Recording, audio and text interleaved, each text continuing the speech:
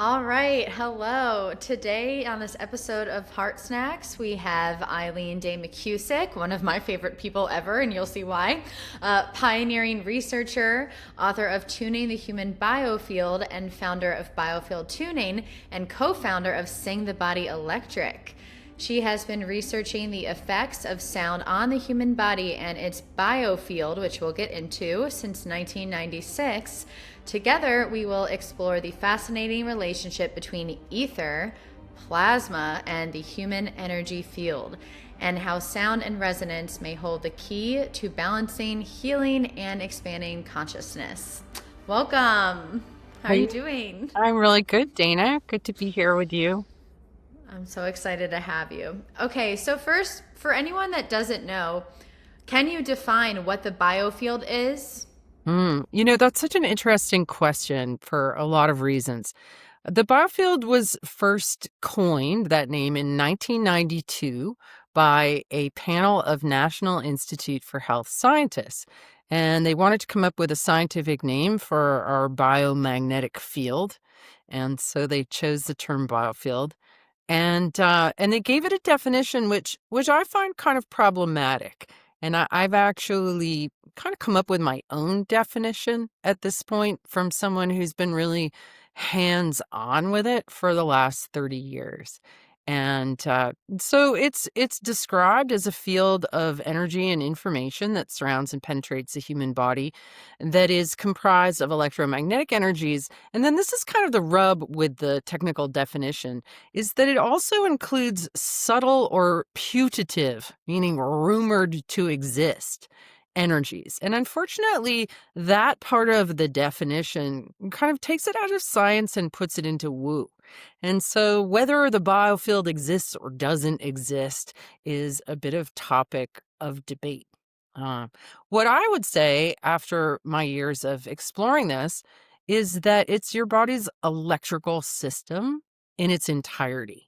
And that means the electrical current that runs through you, that beats your heart, that animates your brain waves, that allows you to breathe, that is you. Basically, your sense of I is this electric current.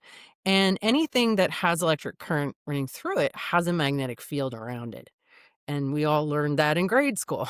So to me, there is really no debate here, and it's very simple that your biofield is your electric self, your electric body, and that's something we didn't learn about in school. I didn't learn about it. Did you, Dana? No, I did not. Thanks, health class. Yeah. I it's really interesting to me though, because you're actually I think your book before Robert Temple's A New Science of Heaven was the first book I ever read that mentioned plasma and bioplasma. And it just made so much sense to me. And in history, I think they call it the Merkaba, but or your aura. But the fact that we're not just this physical body, we're this almost like bioplasmic spaceship that is holding our consciousness, that is electromagnetic and beyond. So, with that, my second question would be to anyone who doesn't know, could you help define bioplasma? And then maybe we'll get into the relationship with ether or if it's the same thing. hmm Well, we have to define plasma first, right? And I love that you've Yeah. gotten excited about plasma. I first learned about plasma in 2009, and it came at a really interesting time because in my explorations with tuning forks, so since 1996, I've been bouncing sound off people and listening to the ping back, just using a simple tone generator, acoustic tone generator, and it behaves the same as ultrasound, as LiDAR, as sonar, as radar, echolocation. Sound bounces off things and comes back with information. And for 10 years, I just bounced sound off of the body and did it as a hobby. But in 2006, I discovered that there was phenomenon in the atmosphere around the body. And I started Oh. to explore this atmosphere. And I discovered that there was this whole hidden topography in the field around us.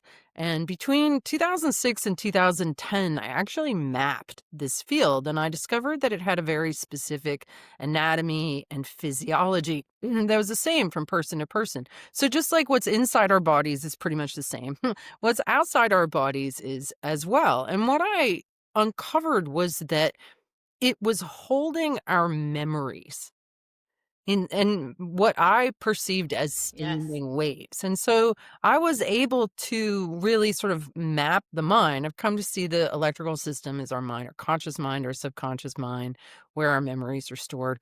But one of the curious phenomenon that even I discovered very early on was that I'd be moving my tuning forks sort of through the air around the body, and I would hit these areas where it felt like I was encountering charge or density or mass.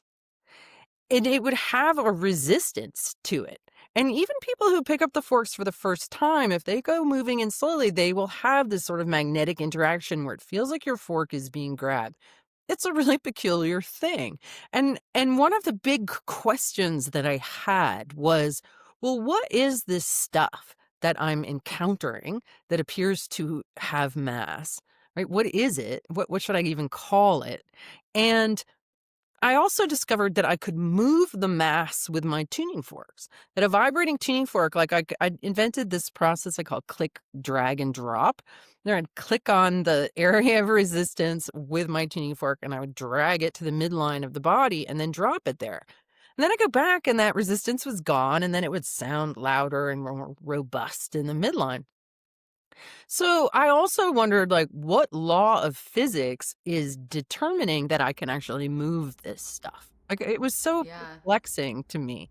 And I had just enrolled in college as an adult. I was going to get a master's degree and write a master's thesis on this approach that I discovered, because what was happening was I was getting really incredible outcomes with my clients in my sound therapy practice. And I felt like I had stumbled onto something that was a really elegant, non-invasive way to help people to feel better, like all kinds of stuff, physical, mental, emotional, relational. It was helping to resolve people's problems. But it's so weird, right? I'm like, "Oh, just wave tuning forks around your body and your aura." It just sounded Yeah. uber fruity. It works. Hmm. That I realized that having some degrees would actually be helpful, and also seeing what I could discover in the world of academia that would come into alignment with my observations. So I started that program in 2000. I did my undergraduate, my graduate in 5 years, and, in that transition period, right before I started working on my master's, my son, who had just turned 12, came to the dinner table one night, and he said, "Did you know there's a 4th state of matter called plasma?" And I was like, Whoa. "Solid, liquid, gas." No. Like, somehow I missed an entire state of matter. And so I went and I looked it up, and it led me down as you've fallen down, Dana. It's such an interesting. Yes. It led me down the plasma rabbit hole. And so for the next 4 months, I read everything I could about plasma. I got hip to the electric universe theory people. I ended up becoming good friends with Wal Thornhill, who was one of the architects of that. Visited him in Australia and everything, stayed at his house. He really took Wow. me under his wing, which was great.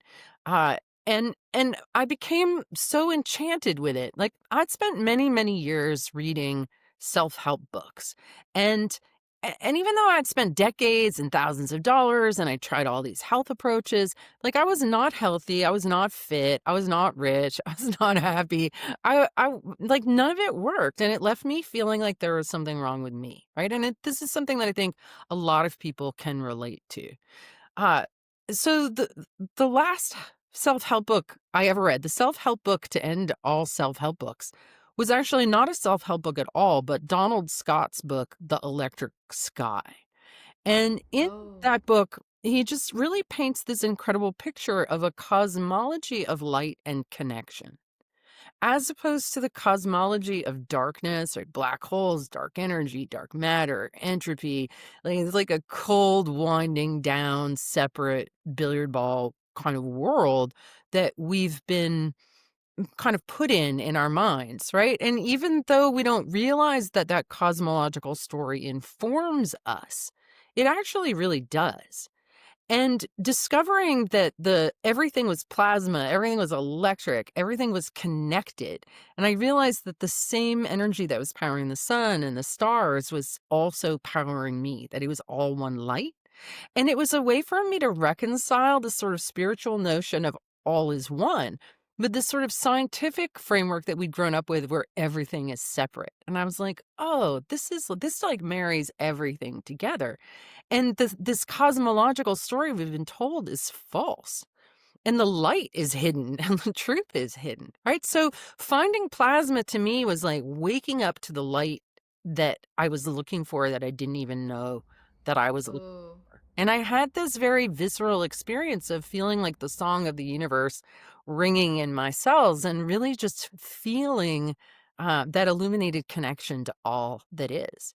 And once Yeah. light came on and I started looking at life through this electric lens instead of the chemical mechanical lens, everything changed. Like I was able to solve all of my problems once I added not only plasma, but also ether into my cosmological framework, right? But then also we're only taught about entropy and this whole idea of entropy and gravity, like everything's being pulled down and ripped apart. But then I discovered levity. Sound waves fall upwards, right? If you've ever been next to a steel drum band, you feel the water in your body just doing that upwards motion. And syntropy, which is the opposite of entropy, syntropy is that which brings everything together, that creates babies in my belly or trees growing in the forest or anything that comes into creation is a syntropic process. And so I really had to change my whole cosmological story in order to understand and explain what I was encountering in biofield tuning. And so I discovered in this process that, wow, the body actually is electrical. Jerry Tennant, who wrote Healing is Voltage, he was an important part of that, as is Robert O. Becker, The Body Electric. There weren't a lot of threads out there to work with, but it was enough to start to put together this picture. So if plasma is the flow of electrical current, really the life force itself, the illuminated light, moving through the ether. Then bioplasma is associated with a living being, right? Is a body as opposed to like a star. And Yeah. Yep. so the flowing electrical bubble that we are is a bioplasma. 100%. And I love how you got there. Yeah. I understood all of it. And I think people will understood it because you led us through very nicely. And it's so what you call bioplasma, I call bioplasma too. I also call it, and I don't know if this will even resonate with you, but kind of like fourth dimensional plasma. It's almost like the plasma we see in stars, that makes up 99.9% of visible matter. It's almost like there's this weird bridge plasma that is not totally visible, but maybe its electrical effects are visible in Kirlian photography. And to me, it feels like almost a bridge between an ether and plasma. Mhm. Yeah. Well, Yeah. totally. In Tuning the Human Biofield, I talk about the continuum of it. Yeah. Everything from like the finest ether, and then it Yep. becomes denser and denser and denser. So there are more dense forms of plasma, like lightning, right? When Yep. it's in arc mode.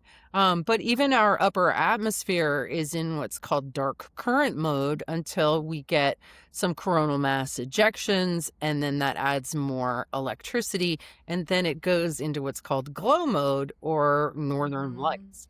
So you can have everything from a very diffuse plasma to a very dense plasma. Yeah, it's like a gradient. That's There's so great. much people don't know about plasma. And I think, God, it's so beautiful. Okay, let's do the differentiating then. So, for people that don't know, ether was talked about all the way back in Aristotle's days and quintessence. And then it was, almost like this fifth substance of the universe, this fifth element. And then it was brought into science's luminiferous ether and then disproved wrongly, in my opinion. So, I would love to hear your definition of ether and how it relates to plasma.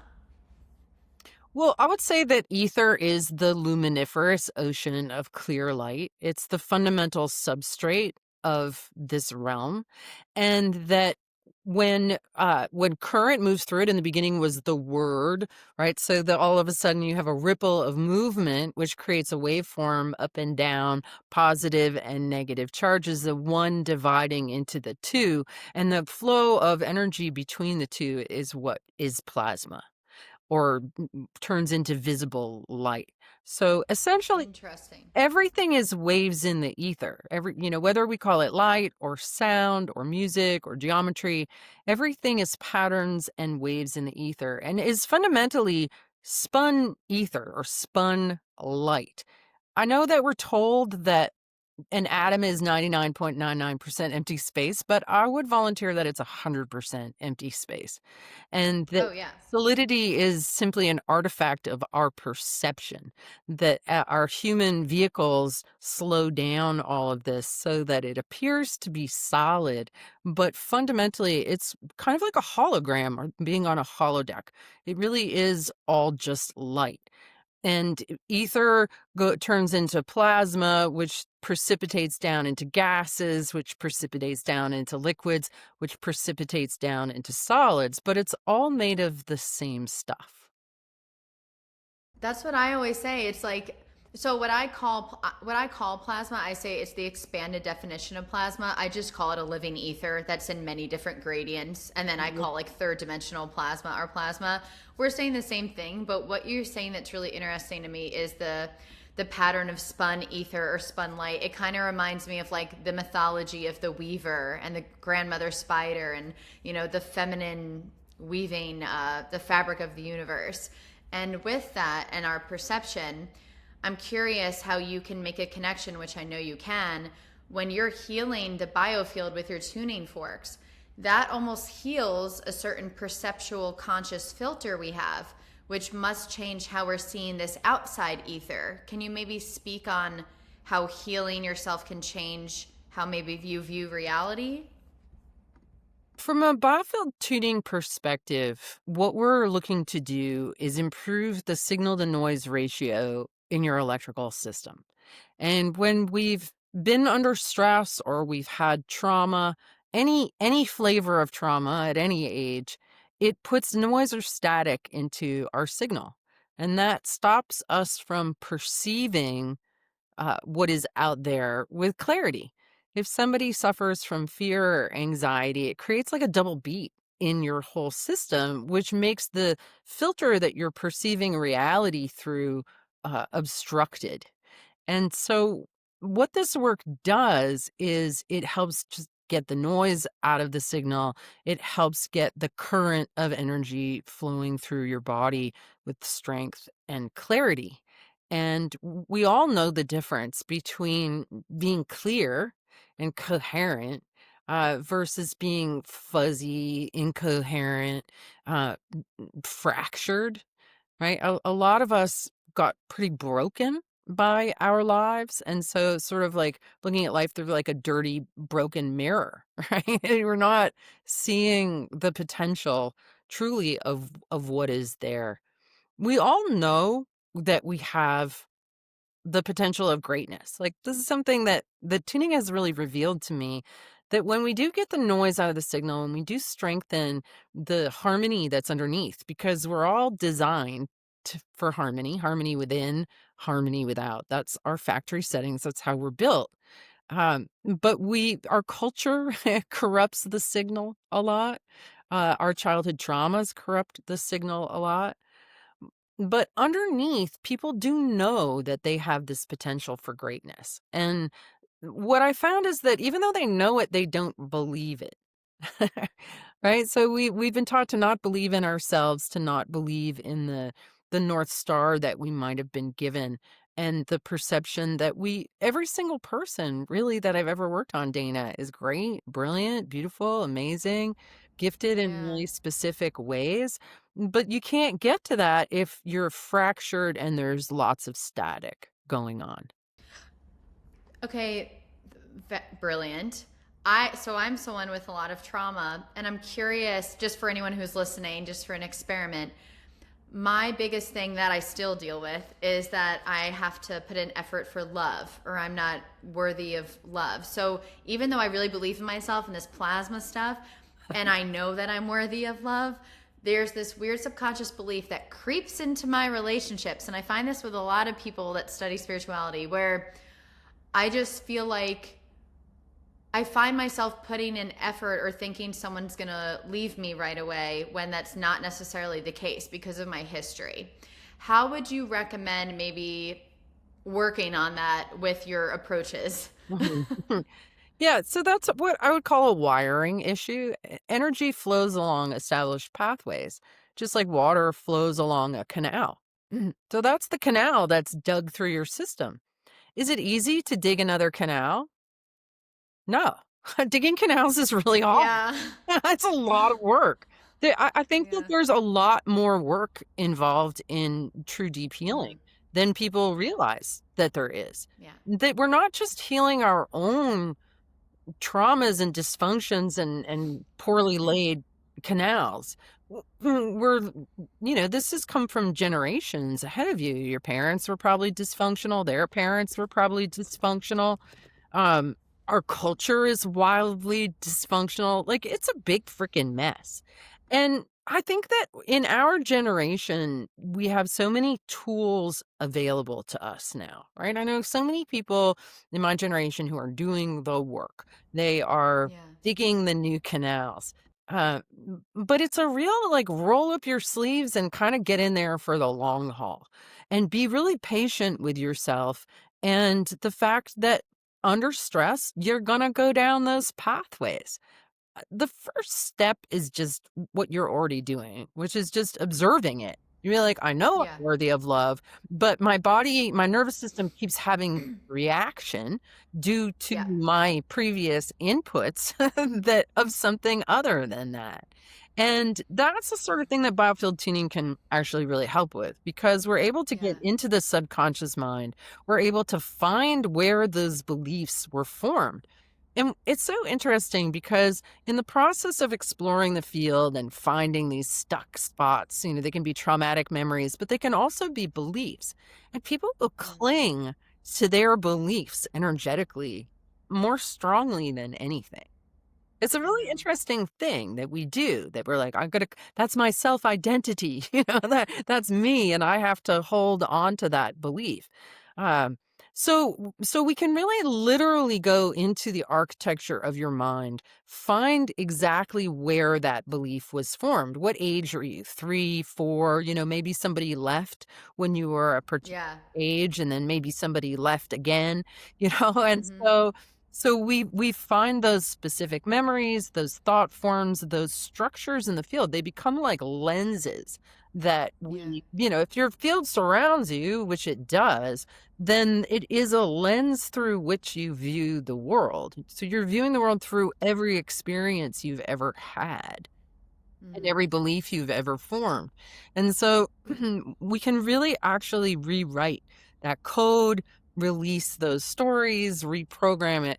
I call myself a bioelectrician because it's really coming Yeah. in under the hood and like unplugging this from here and plugging it back in over there and just helping Mm-hmm. reroute the way that that information is flowing through your body. So what that Mm-hmm. does is it makes it easier for you uh, to not react so much. People have described it to me as like initially they felt like they were like lost in a fog, We're like, oh, here's that story and that feeling again. And then after a few sessions of rewiring, it's more like clouds passing overhead. That there's still that sort of thought, but you're not lost in it. You're not stuck in it, right? You're not Yeah. being in the visceral response of energy flowing along those pathways. It starts to reroute. And I think this Yeah. is actually one of the most powerful things that we can do is helping Mm-hmm. to really delete those beliefs and stories and to rewire Mm-hmm. them into a simple truth. And the simple Yeah. truth is like I'm me here now and I am lovable. Right? That's a simple Yeah. truth that but Mm-hmm. there's a whole lot of other stuff that's in the way. And, Yeah. you know, that said, like tuning can help, right? But as soon as we're Yeah. under stress, it's like you've been indelibly impressed by life. Mm-hmm. you can't get rid of any part of yourself. You can't cleave off your wounded child. You can't just let that stuff go. You know what I mean? There isn't any way to let go what you've been imprinted with. So you have to think of it more, because people are Yeah. always saying that, right? Every time there's some kind of astrological something, it's like, now it's time to release what no longer serves you. I know. It's like, that never worked ever. Never works ever. It never works ever. What we resist persists. Like, they wouldn't need to say it with every moon cycle, if you had released it in the last one. So Yeah. you have to change that kind of thinking, and like, I gotta transmute this. I have to alchemize this, Sure. transform this. I have to love this into coherence. I have to Yeah.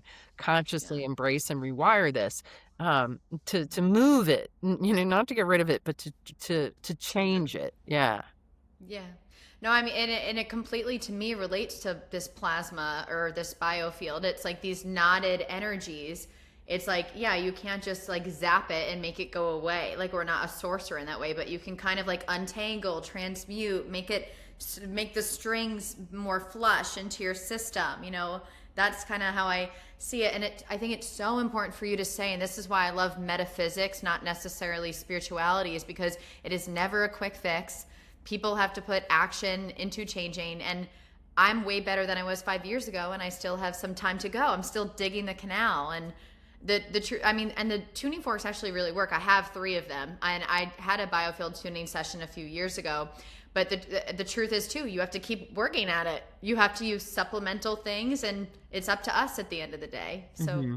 Yeah, wonderful points. exactly. Yeah. And it's a lot of work. Like, let's just not underscore the fact that our parents didn't do this work. Their parents didn't do. Yeah. Like, we're the first generation to come along and go, wow, what a mess. I need to fix this. And then we think it's supposed to fix like that. I'm like, no, it's a really, really, really big mess. Okay. And you're not Yeah. just cleaning up your own. Like, it's bigger than you realize it is. And Yeah. it does kind of have to be a lifestyle. Like, if you're committed to getting as clear, as coherent, as grounded, as strong, as healthy, as whole, as you can possibly be, to fulfill your potential, your soul's destiny that is in you, your own greatness. It's a lifestyle. It's a lifestyle. Like, it has It is. a continual pursuit of self-awareness, and and not to take it too seriously either, because I think sometimes people Yes. feel like, I like the idea of like accessing potential more than healing trauma, because every Ooh. time we untangle some kind of trauma knot and allow that energy to go back and flow the way that it's supposed to, then energy that was in freeze has now gone into flow. Right? So Mm. it's like finding an Easter egg and being able to be like, "Oh, look at this treasure that I just dug Oh, I up, love that. and now I've liberated my potential." Because I certainly have seen in my own healing journey, and Dana, I've been on this for a long time. I know. You Yeah. know, I started in 1987, and Wow. and I've had so much body work. I've had thousands of biofield tuning sessions between ones I've received and ones I've put myself in, like recordings I've done. I've been Hmm. like so tuned. I'm like the most tuned human on the planet. But I am still, it's remains an archaeological dig. It remains Yeah. a work in progress. And I keep certainly getting better and better and better. And that's very tangible Yeah. to me. But it's certainly not over. You know what I mean? This is going to be going, Never is. yeah, for a while. And that's okay. Like, I'm okay with that. Yeah. But I do think it's important to like frame what the quote end game of healing Yeah. is, right? I And agree. and I would say that it's actually really simple. It might even be simpler than people realize.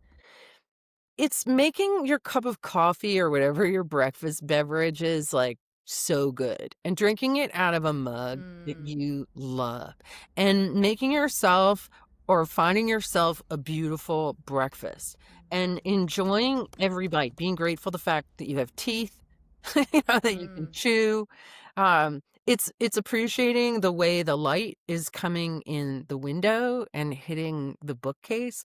Like, it's Yeah. really about being fully present for all the little things in your life and kind of sucking the marrow out of the bone of the mundane. That is so good. That just gave me chills. I love that. No, I'm literally taking notes as you're talking. Like I can't listen to this later. I completely agree with you, and from someone who has a lot of trauma, and I'm sure you can relate.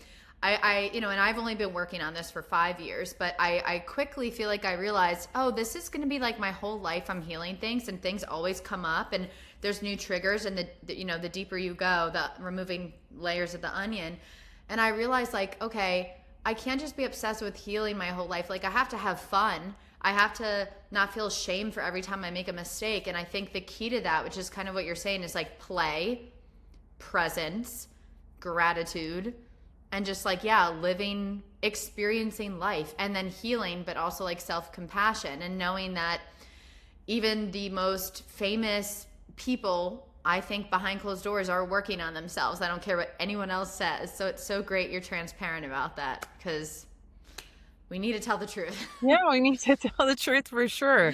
And yeah, all that you Yeah. just said, play, presence, enjoyment, Yeah. gratitude, all of that. It's really, really Mm-hmm. simple. And so you can start with all those things right now. Like you don't have to wait for the ah. Like Yeah. you can get all of those little ahs wherever you can without the FOMO, without the guilt, without the shame. Right. It's really what I've observed. Like what really is a lot of people's undoing is this sort of dynamic Mm-hmm. of like the inner critic or the inner judge. It's like, you should be ashamed of yourself or you should feel guilty. Right. And almost everybody has that unkind kind of critic judge voice in them. And that gets talked about a lot. But I think what doesn't get talked a lot about is the inner victim, like the duality that gets said. Yeah. The inner victim is the one that's allowing that to go on. Right? So I think it's really important to Yes. observe that dynamic. It's like, why is your victim putting up with, like, if that voice was outside of you following you around, you wouldn't tolerate it. You'd be like, that's so inappropriate. Like, go away. Right? That's that's Yeah. not the way to talk to me. But somehow, like, it's like a mind virus that slipped in under our skin and that we allow it inside ourselves. Like a lot of what I've Yeah. seen with people who suffer from autoimmune diseases have a terrible, vicious inner critic and this cowering inner victim, that is Mm-hmm. allowing itself to be just beat up because it doesn't feel worthy. And that's a Mm. massive program that's been inserted in all of us. This is something was really interesting for me to discover was that when I got down to the kernel of whatever dysfunction my client was contending with was a belief Yeah. that they weren't worthy. It was Same right down in the, with me. yeah, I'm not worthy. And I just want to tell you, Dana, like that's not self. That's Yeah. programming. If you want to make Mm-hmm. someone feel powerless, make them feel guilty. It's the mentality of society Mm. that drives us to do more, to try to be more, to produce more, in order to, my self-worth is tied to my productivity. Um, it's simply not true. It's not true at all. Yeah. I agree. I mean, even though I'm still working on this, like I know how, looking at you and looking at everyone else, I can see how worthy they are. And now Yeah. I'm working on realizing that myself and really feeling it.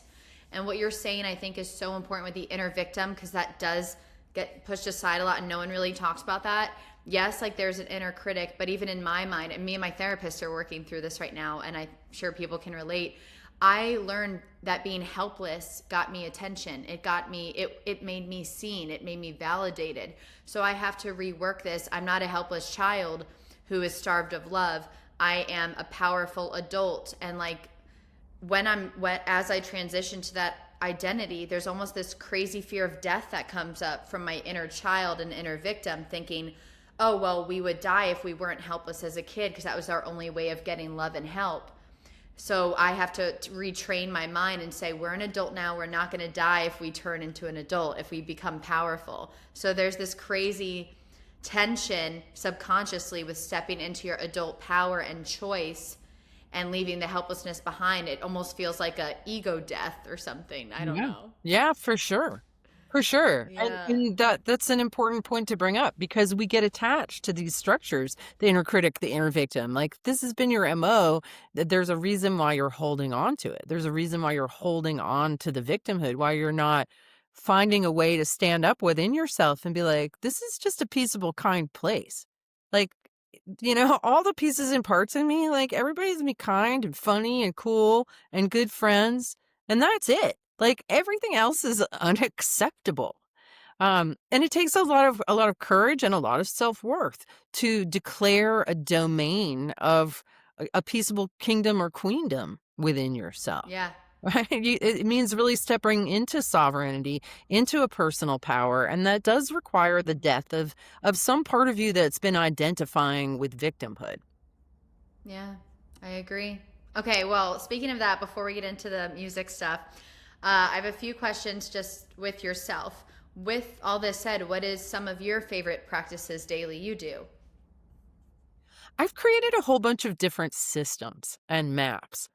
So I created the first was a biofield anatomy map and biofield tuning, and understanding that different part that in this model, and I've got a torus here for those of you who are watching, right? So that we see the Ooh. as a torus, and the body is here in the central part of it, and the central channel that comes in, and then it extends about 6 feet off to the sides and about a couple feet on top and bottom. Um, so, so, oh no, Dana, now I forgot what your question was. Why I picked that up. Oh, just your daily Oh, practices. daily practices. Okay, so understand the biofield anatomy. So in the torus, the body is inside the mind. So any place where you develop aches or pains or issues, your mind went south first, and then your body has followed. Just for an example, like a really common imbalance that I've seen in a lot of clients is right hip pain, whether it's sciatica or arthritis or issues with the SI joint. Right? There's a lot of right hip issues. But in the biofield anatomy, that's the part of the mind that relates to uh, guilt driven overdoing, anxiety driven overthinking, a tendency to be Oh, always wow. projecting ourselves into the future. So this is where the inner critic lives. It's like, you're not good enough. You have to do more. Da, da, da. It creates this whole like, carrot stick, burning the candle at both ends kind of tendency. So then that creates an imbalance in the magnetic field because your awareness is energizing that part of your mind. And that just happens to put you in an imbalance where you start accumulating too much magnetic energy off the right hip, which pulls electricity into that area, too much current through the wires, and you end up with pain, right? So Yes, I have had understanding, it. yeah, understanding the biofield anatomy really thoroughly helps me to recognize, like, if I get any little like twinges anywhere, it's showing me where I'm out of balance in my mind and giving me an opportunity to bring myself back to center, back to now, back to a more balanced position in my own being. So I make use of that. I create a Okay. whole bunch of tuning forks. So one of these, this is the Yeah. sonic slider tuning fork. Yeah, This is I based have it. in the Schumann resonance. This is a beautiful Mhm. frequency that kids and pets and adults, like everybody just loves this particular frequency. And I created it. Like I've created a lot of prototypes, and I had a handful made when I was sort of creating this self-care fork. And I knew the moment I put this one on me, I'm like, yeah, that's it. Right.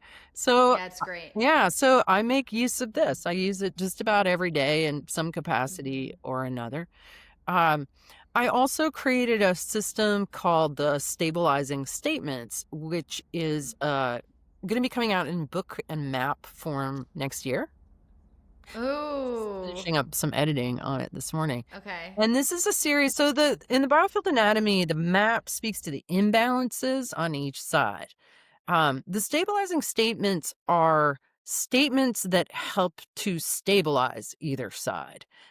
So, for example, in the hips, the left hip is I work, and the right hip is I play. But in most people, the right hip is I overwork. Right? Oh, So, as humans, like, we have to work, we have to make our bed, we have to make food, we have to make sure we have shelter, right? We have to do all the things. There's a certain amount of work involved in being human, yeah. regardless of where you're at financially, there you have to work. But then there's also the necessity to play music, to play instruments, to dance, to paint, to be creative, and to Hmm. sing. We're also designed in equal measure to be Hmm. creative and playful. And so, Yeah. so we work with each statement, the knees, the root, each of the energy centers all has statements on either side and then a statement in the middle. And these just really it like creates this inner architecture to keep you upright, to keep you on axis. Yeah. It's like all of these statements like border me and keep me Ooh. upright. So the stabilizing statements are super useful, and I definitely make use of those. And then Okay. the third map system I created is called the Sonic Anatomy map. And I Hmm. created that with Isaac and Toral Corin as part of our group that we call Sing the Body Electric. And we do, Yes. we've, we just recorded our second album. We do Hmm. workshops, and we sort of channeled or remembered a system of 42 sounds that resonate in specific areas of the body. And so, for example, the sound of your tailbone is wah. And so we just invite people to like bring your awareness into your tailbone and go wah. Wow. Wah. And it's just really like it's really grounding. It's really embodying. Uh and It is. yeah, and it goes on. I mean, we've got sounds for your lungs, for your heart, for your feet, for your legs, for your gallbladder. Like every part of you has a sound when you bring your mind, your awareness to that area and you resonate there, you make that sound. It's like an inner massage. And Like a tuning fork, like we're tuning ourselves. tuning ourselves with our own voice. And, Yeah. when you first go into some of these places, um, like the liver, the sound of the liver. So in the Biofield anatomy map, the liver resonates with the father. And it's the same in Chinese medicine. It's also anger. And the sound in the sonic anatomy there is pa. And so when you Mm. bring your awareness in there and you go pa, but if you had a difficult dad and you have a lot of tension in your liver, it might come out like, "Ah." And then Oh. you're like, whoa, I have a lot of tension there. I have a lot of resistance or clamp down. And when I go to sound there, I all of a sudden, like it sounds and feels really weak. And so simply Oh. by continuing to bring the sound, to bring more air, to bring more awareness, it starts to open and relax the liver and soften it. And, you can really hear this in people's voices. Like I was with a friend of mine in his car and he was playing Drake, the musician Drake, who I'd Yeah. never heard before. And I was like, I can't listen to this guy. And he said, "Why?" I said, "'Cause he has so much liver tension, like clearly he has daddy issues." And he was like, "You can what?" And I was like, "Oh my God, yeah." And he said he's really open about the fact that he has issues with his father. I was like, "Well, I can Oh, wow. in his liver tension coming through his voice." Uh, so Whoa. so I've really come to believe that the freedom that we all seek, because I think we do, Dana, you and anybody who's Yeah. watching you, like there's something in you that's calling you to freedom. And if the voice is the instrument of the soul, we can't be truly free until our voice is free. I agree. And we have an epidemic of people with their voices shut down. And I was one of them. Because trauma, one Yeah. of the things that trauma does is it puts a lot of noise into your kidneys. When you have Mm. shock, when you have fear, when you have stress, when you're running on adrenaline, when you're under attack, I was under attack a lot as a child. Uh, Hmm. it all the signal of the kidneys becomes full of static and noise. And what a lot of people don't realize is that the kidneys are connected to the ears. So Huh. when I first started taking singing lessons when I was 20, I received very, very clear guidance that I needed to learn to sing. And I was an incredibly non-musical child. Like I was the kid in music class who's like clapping on the offbeat and like singing Same. off key and squeaking my clarinet. I was like hopelessly non-musical. Yeah. And when I went in for my very first voice lesson, it took me like 15 minutes to croak out a la. And then I burst into tears. And when I left, I was like, what is wrong with me? Like, what even happened to me that took my voice away like this and made me so terrified to even just like make the sound la in front of a voice, Yeah. right? Like, I didn't even know. what. Oh, did it mute? Oh, I hear you. Okay, but Yeah, you're good. the ring is coming through. Oh, it is? Yeah, you don't hear it? Oh, how interesting. No. All right. Well, then Oh, I hear a little ring, but you could keep. It's fine. okay.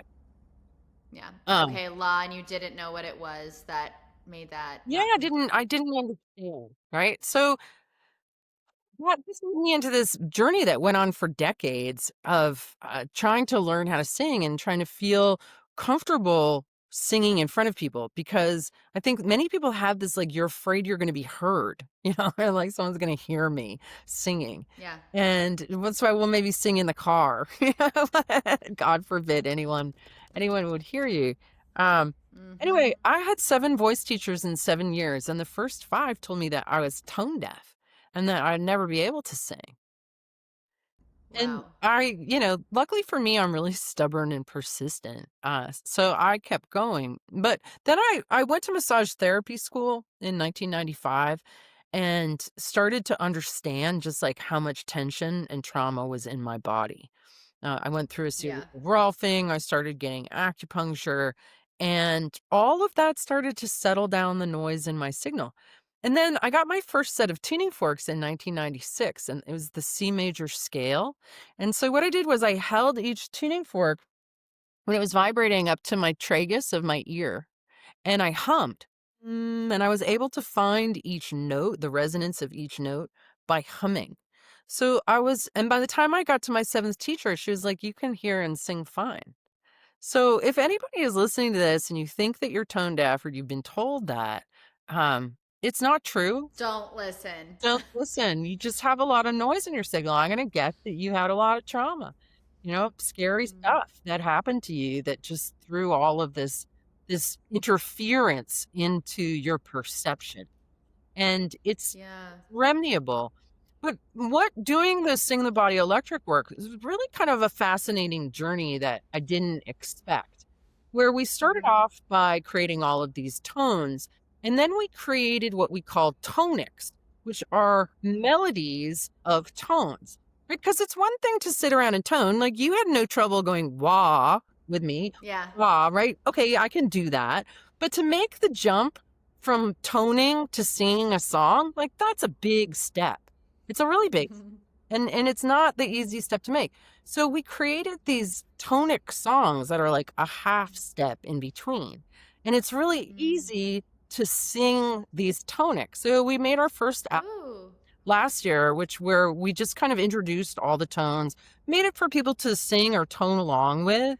Um, Mm. but after I listened to it, I'm like, that's nice. But really, like, I'm more rock and roll than that. Like, I like grit and and more like raw. And so this album that we just created has all that. It's got like drums, bass, guitar, some really gritty songs. But they're Yeah. just made of tones, and they're short. They're like anywhere from 4 to 10 tones, and that's it. And they're Cool. like really fun melodies, and they're really easy to sing. And so after recording it, I was like, oh my God, like this is what I was born to do. Like everything that I've been doing has been leading up to this point. And I'll tell you why, Yeah. because nothing I've ever done makes me feel better afterwards than that work. Oh. It creates such vitality, such aliveness, such Mm-hmm. like stimulation, and like all the things that we're after, right? Yeah. Joy, openness, and it's all just with your voice that's free for Oh my you gosh. all the time. Is to me, after 30 plus years of exploring Yeah. freaking every avenue out there in the self-help world, I'm like, the most Yeah. powerful, usable thing is right under my nose. Like literally. Literally. That's so, and you just taught one of these workshops, which I'm so upset I missed at Esalen because I was moving. When is going to be your next one? Because I'm going. Do you know yet? Well, we're going to be doing a few album release concerts. So we're going to be someplace in probably LA in the end of March. The Oh, okay. album releases February 13th, if all goes well.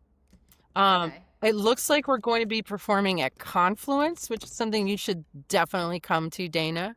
Yes, Confluence. Okay, I'm putting that in right now in my notes. And where can people buy this album when it comes out? Will you send me a link? Yeah, it's really easy. It's singthebodyelectric.com. Okay, I will make sure I link that as well. And where can people find the maps you've been talking about? I know the other book isn't out yet, but how Yeah, about so your the other Biofield maps? anatomy maps are at biofieldtuningstore.com. And they Store.com. were also in both my books, Electric Body, Electric Yep. Health, that came out in 2021, and Tuning the Human Biofield, which came out in 2014.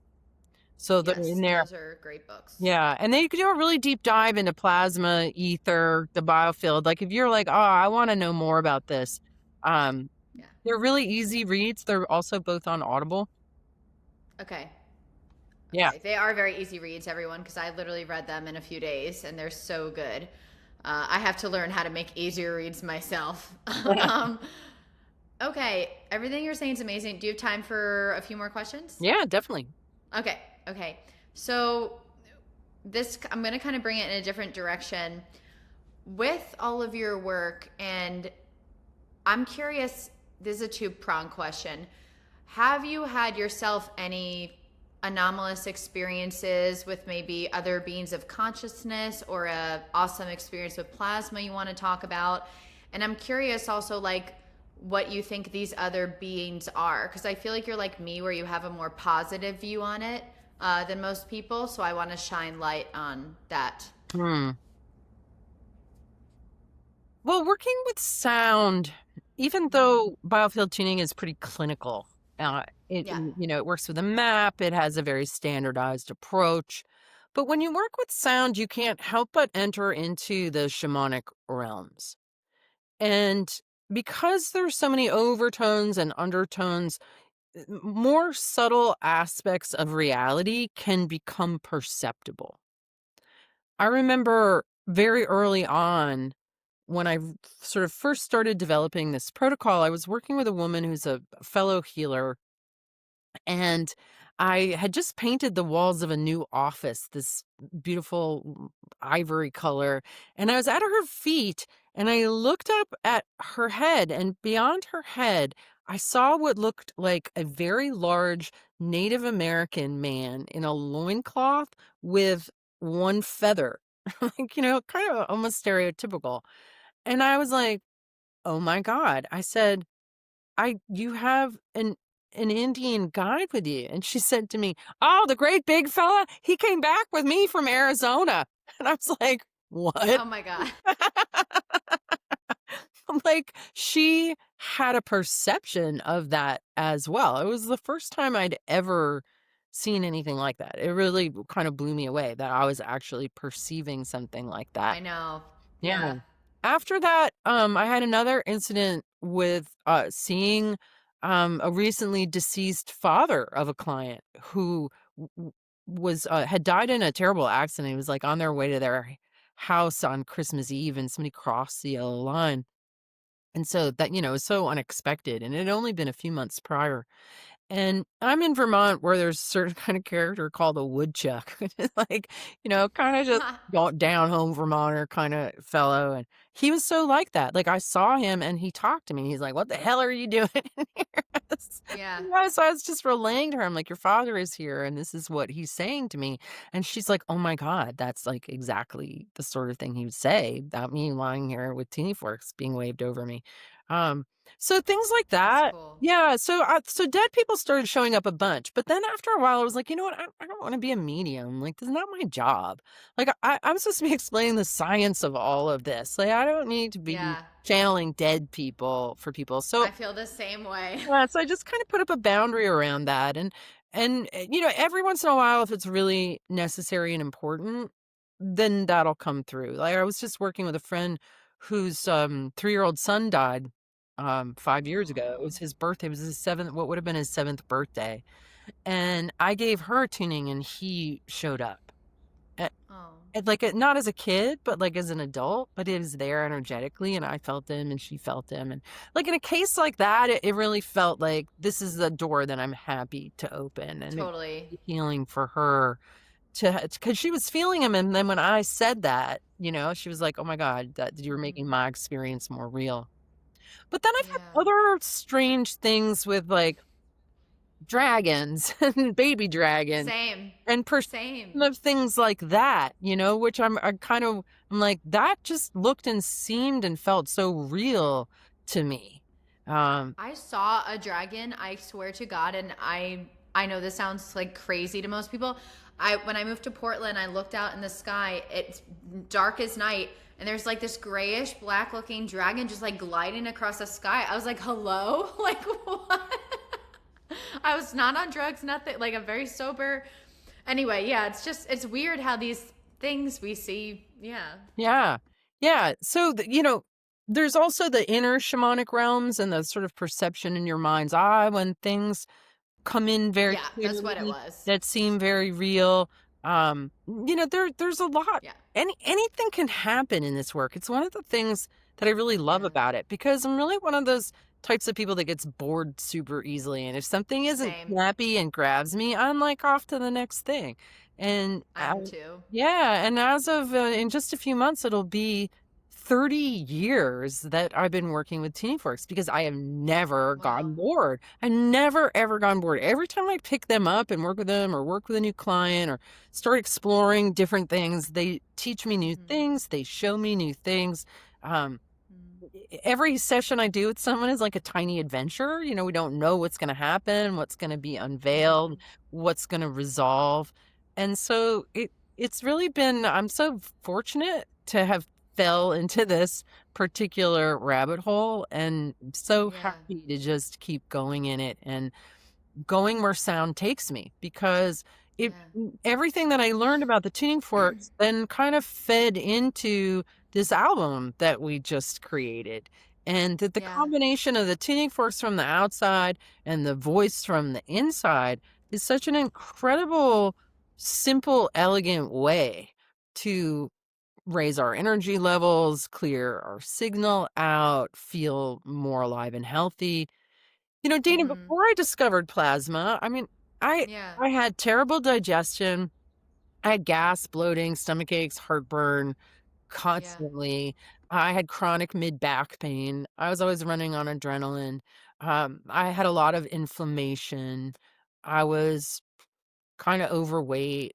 I had such a short fuse. I had such raw nerves. I was always fighting with my husband. I was enmeshed in poverty consciousness. Like I was stuck in like every kind of lobster pot that you can get stuck in this Same. culture. Like there's such a gullible lobster, it just kind of wandered off here, got stuck in here and everywhere. But luckily, like when I discovered plasma and ether, and when I started training my first students and getting tuned to this whole journey with sound and electricity and vibration, um, has allowed me to heal everything. Like all of those things are gone because of understanding this electric health model and how sound supports it. Like I've healed myself of all of that.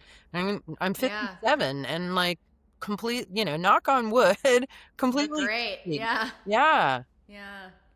That's amazing. Oh, I know. When you said 30 years, I was shocked because I was like, wait, how old are you? Like, so the plasma's working. Yeah. It really is.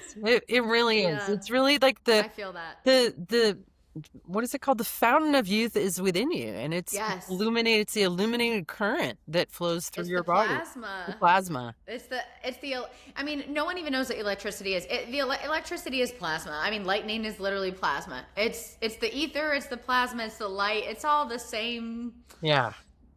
thing. Yeah, no, it's beautiful. Okay, I have two more questions. I'm going to go into a slightly heavier one and then a lighter one to end. Just cuz this might help a lot of people. This is a two-pronged question as well, selfishly for myself. Number one, what is the sound for your ovaries or your root chakra? Because I'm dealing with stuff there. And then, secondly, how do you deal with fear? Because I think a lot of people with light have a lot of fear in the beginning. Hmm. Yeah. Okay. Ovaries. The sound of ovaries is yo. Ovaries Yo. are Okay. interesting. They're timekeepers, so they have a, they switch. They go click, click, click, click, right? They drop eggs, so they've got to have their rhythms got to be on. But energetically, they're kind of like, yay, let's make babies, yay! They've got this real kind of like playful energy about them. So that's really important. If you're Okay. having trouble with your ovaries, that they're probably off rhythm. And you can help Yeah. with your sonic slider. I had a I had an irregular period for the first time ever in my life, and it freaked me out. So that's why I'm asking. Yeah. Yeah, so the sonic slider definitely helps because and just applying it to both ovaries, and that just helps your body to remember its rhythm. But it's also like, and there might be something about, well, you don't have kids and, they're like, "Hey, let's do our job."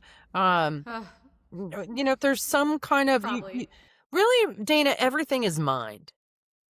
Everything is mind, and this is what it's really hard for me to listen to friends who have health issues, like go and get all these tests, this and that. I'm like, your husband died a few years ago. We're going into the holidays. You're having emotions, but they run off to get this test and that test, and they get poked like they're some kind of mindless meat machine when your Yeah. body is inside your mind, and whatever is going on in your mind, electrically, current, rhythmically, is going to inform your physiology, especially patterns of Mm. tension. Really, most every disorder that you can suffer from is some kind of pattern of subconscious tension that's inhibiting flow. Because That makes so much if sense. everything is flowing, then everything is fine.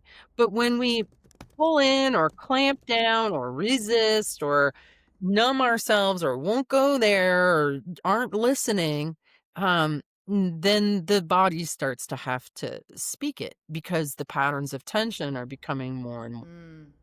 So that's how biofield tuning works, is by finding the noise in the signal that's giving rise to the patterns of tension in the physiology, settling down that noise and allowing the whole body, the fascia, the musculature, everything to relax, and then Okay. allow things to flow properly, right? So where in your mind Yeah. have you been tense around your reproductive A lot because I met someone I liked for the first time in like 2 years. So that's probably what it is. So I'm going to do some journaling on that. Yeah, right. To just be really reflective. I mean, so much aches, pains, even injuries and accidents are usually a consequence of an imbalance in our mind in some way. Mm. And an invitation to respond to that by making the action you have to make to bring things back into order. So, Yeah, into balance. yeah. So other Okay, that's a sounds great one. that are related down here in the sacral center, um, there are sounds that travel. So we talk about directionality, radiance, and resonance with sound. And Mm. so the front of the pelvis, the sound that is directional there is like making the sound pushing away from the body is more. So that's like coming from the front of your pelvic floor, more. And then the More. back of the pelvic floor, or as we like to joke in class, your butt, the sound is ga, ga, more, yo, wah. Right? So just Ooh. making those sounds, and you can send them either direction. You can do them resonantly, like the sound yo, if we're gonna make it resonant, the body would be like yo. But then, Yo. well, you hear how your voice went, I did. yeah. I did. Right? So that's a sign that like there's some tension there and Oh my your voice gosh. will express it. So you can do it resonantly, and then you can move to radiantly where you're imagining that you're like broadcasting the sound from the ovaries. So resonant is yo, and then radiant is yo. Yo. Right? Yeah. So there's so many different ways that we can move these 42 sounds around in our bodies and make little songs or mantras out of them. The album, I call it rock mantra because Ooh. it's mantra, but it's non-denominational. I mean, it's really just devotional to aliveness itself, Yeah. right? So Which it's is what we all need. Which is what we all need, exactly, and it crosses languages, so it doesn't matter what language you speak, because every sound and its body part has a particular sentiment, has a particular feeling with it. Like the back of the heart, the sound of the back of the heart is "rar, rar," and Mm. that can be like "rar," like, stay Yeah. away, but it can also be like "rar," like "rar." Rawr. Right? Mhm. So if these Mhm. anything can be sort of attractive or defensive or resonant or radiant. And Mm. once you have this language of all of these sounds and all of these different ways to use it and all these ways to string it together, you can make up these healing rock mantras for yourself. Which is, Yeah. so I'd invite you to just take those tones and, like, come up with a melody that is Yeah. that is expressive. And what's really amazing is that it's not about sounding good. It's about really being curious about how that sound comes out. Just like how Yeah. "Yo" came out kinda gravelly and spoke to tension, right? Like, that's great. Mhm. That's information. That's something, Mm. right? They're like, "Oh, that's what's happening down there. Okay." Something, yeah. I need more breath, Oh more my god. sound, more awareness, more jive, more jazz, more groove, right? Yep. I'm taking notes on this. You can probably hear me clicking in the background. Okay, that was amazing. And then what's the best way and simplest way you feel like you can deal with fear? Like for people who have a lot of intrusive thoughts or fear of death or fear of getting sick, whatever it is, what do you think's the best way to deal with fear? Just because a lot of people right now I feel like are in fear. Yeah. Fear's a really interesting one for me um, because I grew up in a pack and I was the runt. And I learned early on that if I showed fear, I would get attacked.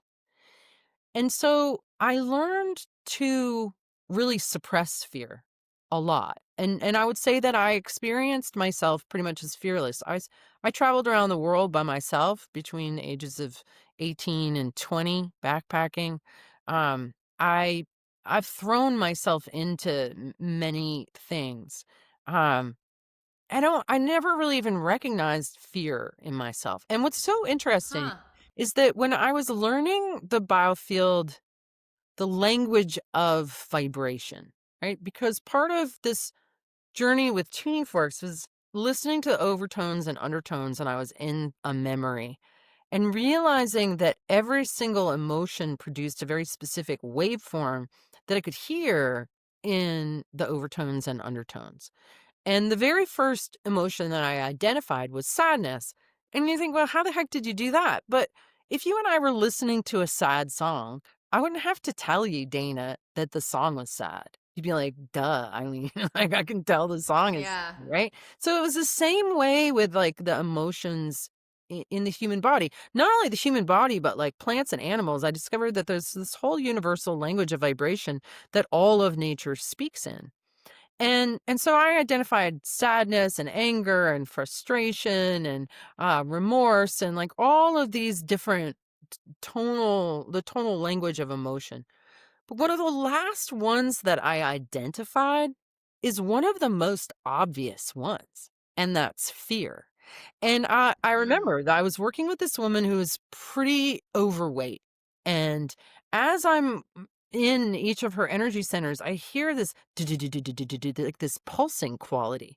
And all of a sudden it dawned on me. I was like, oh my God, that's fear, right? So what we call fear, what we call anxiety, and what we call excitement are all in the same tonal family. They've got like this da da da da da Ooh. da da kind of quality. Mm-hmm.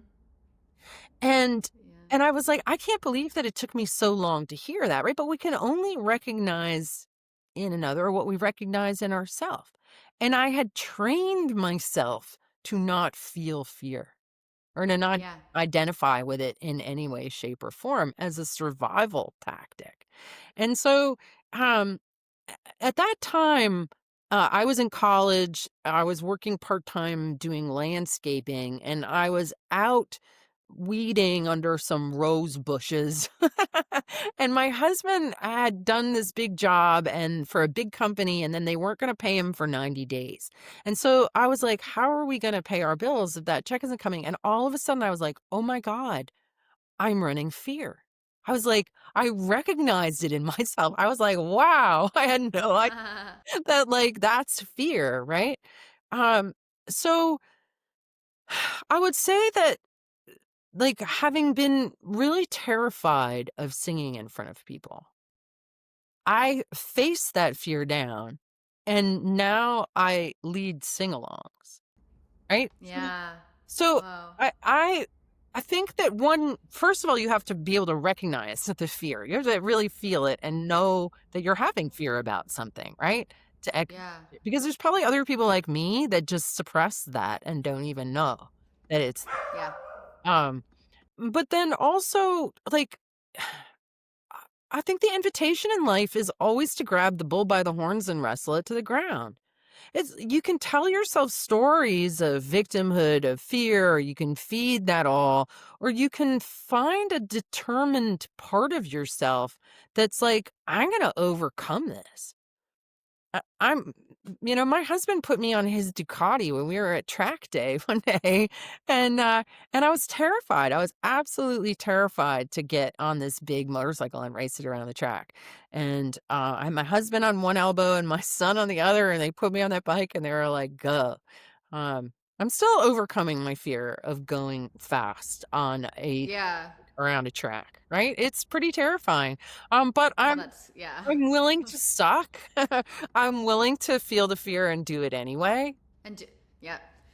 Y You just, sorry, you gave me like a revelation. I just want to express it because I'm writing a book right now on fear and flow and how they're the same thing. And you just like confirmed it for me. Like what I got from what you're saying is your greatest fear, it seems like for you, is also where your greatest potential is. And fear is Totally. also excitement. Fear is potential. Yes, So it's just like it's that unlocked potential masked with this thing totally. that we've created. Fear is almost like an emergent creation of just something that's unknown, Yeah. like our unknown potential. Yeah, Yeah, I no, love it. where there's fear, there's power, right? And I knew Yeah. like the terror that I had around singing, I knew that there was a power there. And as Mm. I have healed and uncovered and liberated my voice, I have a really big, loud, powerful voice, right? But I was Mm. terrified of it and terrified of that part of myself, and yet at the same time terrifically attracted to that, right? So, the freedom, once again, and it's a pathway to freedom.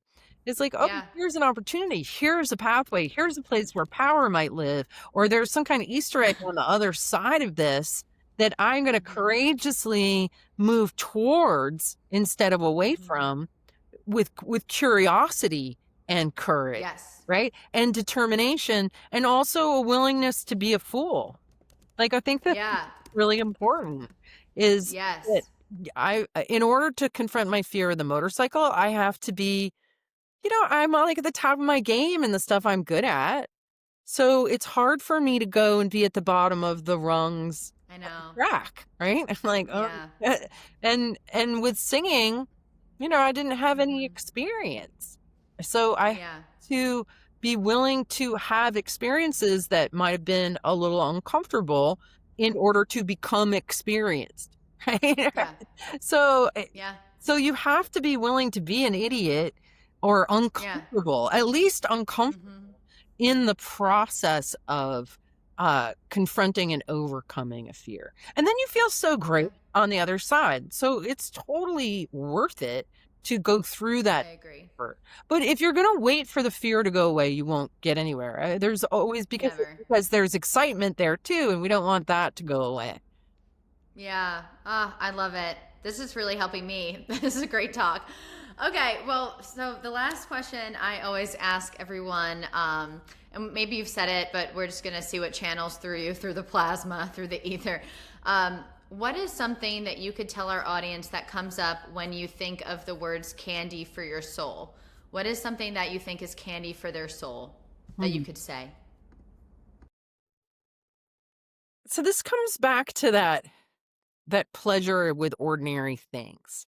And how if you have a pet, your pet loves it when they get treats, right? So I've really set up my day so that I have little treats throughout the day. You know, I got like, oh, then I get to do this, and I get to have my second cup of coffee with my bagel.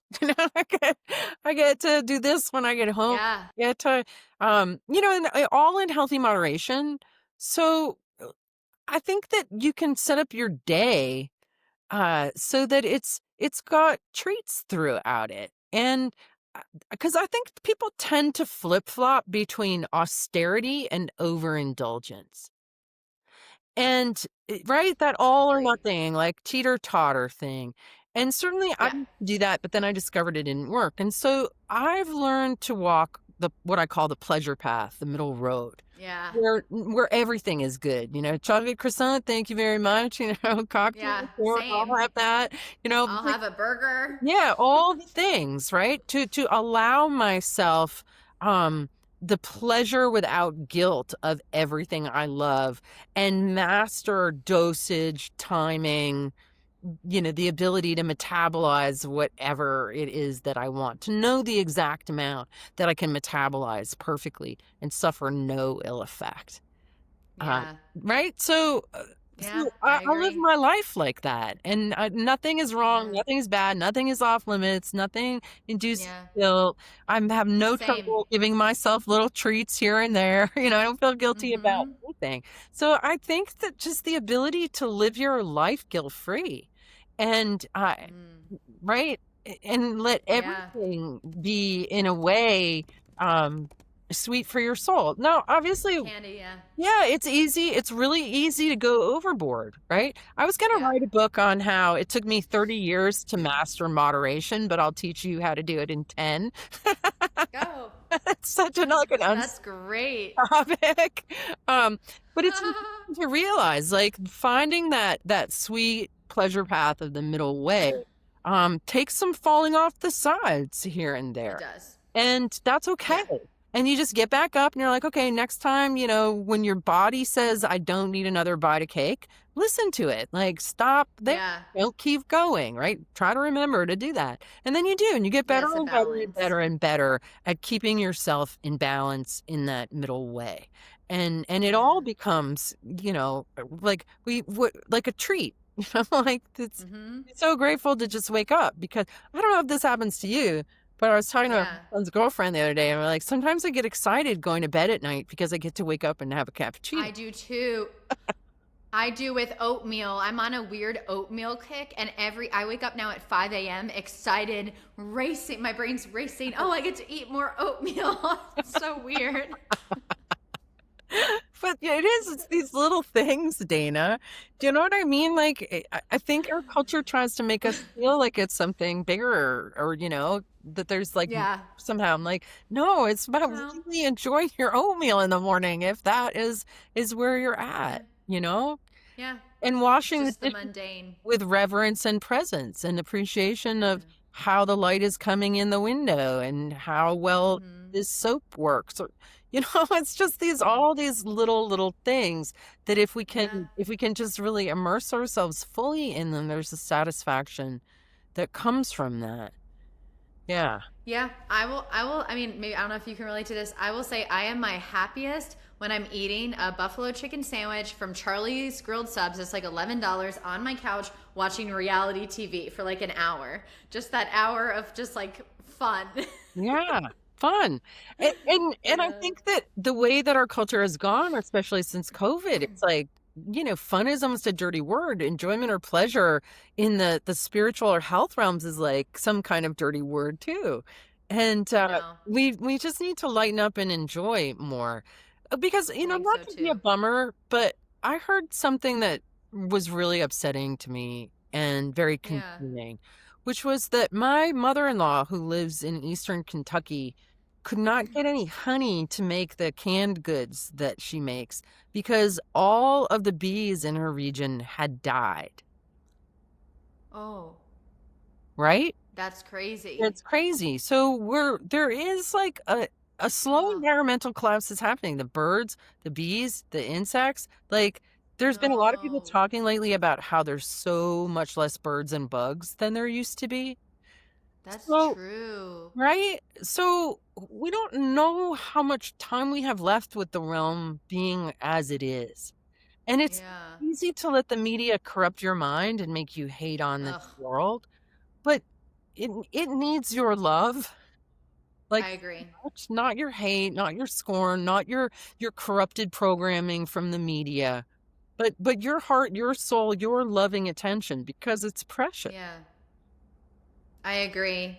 I agree. I hate the news. I will stand by that. Sorry, Yeah. newscasters. I mean, I think some of them hate the news. They just need the money. But I agree. Yeah. Thank you for sharing all of that. So before we go, do you want to tell everyone where they can find you on social media? Anything you haven't shared yet? And I'll make sure we get all the links below as well.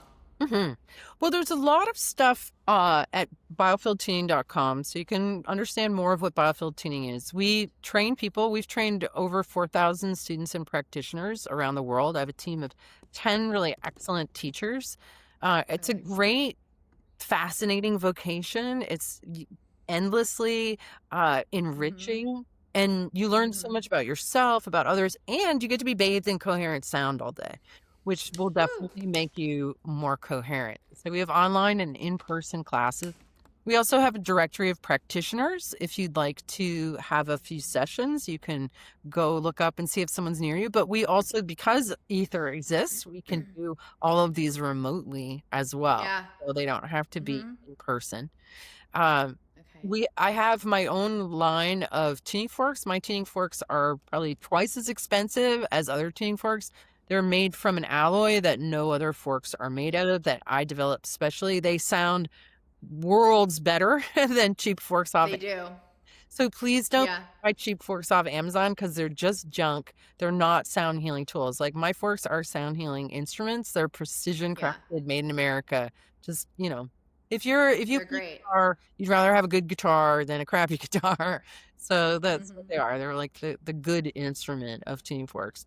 And I created all of these different accessories too, boots and things to go on them. I'm an Mm-hmm. inventor as well.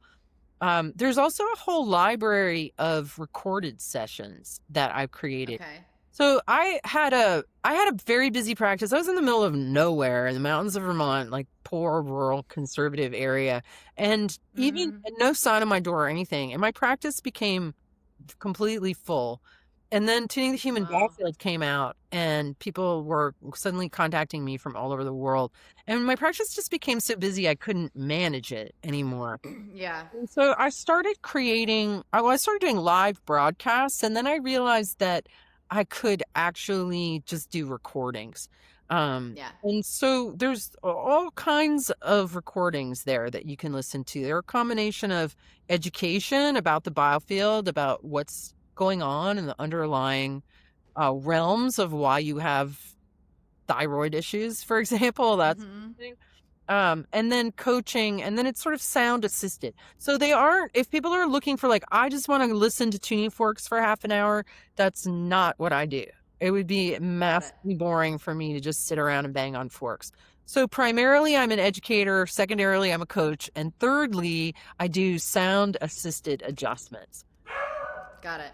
Right. So those are all there. Um, And are you on Instagram or Yeah, I'm on YouTube or? Instagram, Eileen McKusick on Instagram. I'm on Facebook, and I'm on YouTube, and I have a lot of YouTube videos. I've been on YouTube since 2008. There's all kinds of information there. And I have a series called Sonic Sundays, which are 30 conversations about delicate topics where I also do a tuning on them. So there's 30 free tunings Amazing. on YouTube that are definitely worth checking out. And we're really going to give you a good idea of, like, what my philosophy is.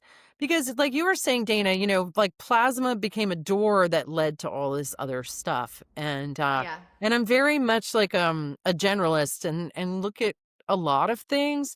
Certainly tuning forks and voice, but also just how to frame your mind to be Yeah. functional. Because really, like, when you asked about what I did, like, my practices, right? And I started telling you about the Mm-hmm. sonic anatomy. So I use the sonic anatomy, I use the stabilizing statements, I use the tuning forks. Like, I use all of the tools that I've created to help create, like, a stabilizing architecture within my own mind, to help keep my mind plumb and square in order, it's very easy to spin out. And so I think Yeah, it is. probably what I've been, because I used to, right? I was bulimic and then I was a sugar addict and I was like Yeah, really all kinds of messed up in my head. I had no mental scaffolding or discipline. And sure. and all of these things that I've created just create this, I don't know, this inner architecture that you can hang your consciousness Coherence. on and stay Yeah. coherent and present with. It's Yeah. really what it's Oh, all about. Yeah. so amazing. I'm literally going to use everything you said. This is like one of my favorite podcasts I've done. Um, okay, well, thank you, Eileen. Just stay for a second just when I get off this. Yeah. Everyone, please go follow her on everything she just said. The link's in the bio for more. Also, follow Heart Snacks Candy for Your Soul podcast on socials. You could also follow us on Spotify, Apple Podcasts, wherever you're listening to this. Please share this with a friend who you think needs it, who's maybe going through a health issue, or someone you want to introduce to this awesome new world. And check out more info in our description. Thank you guys. I love you guys. Keep going. You are magic. And once again, thank you, Eileen Day McKusick. Mhm. All right.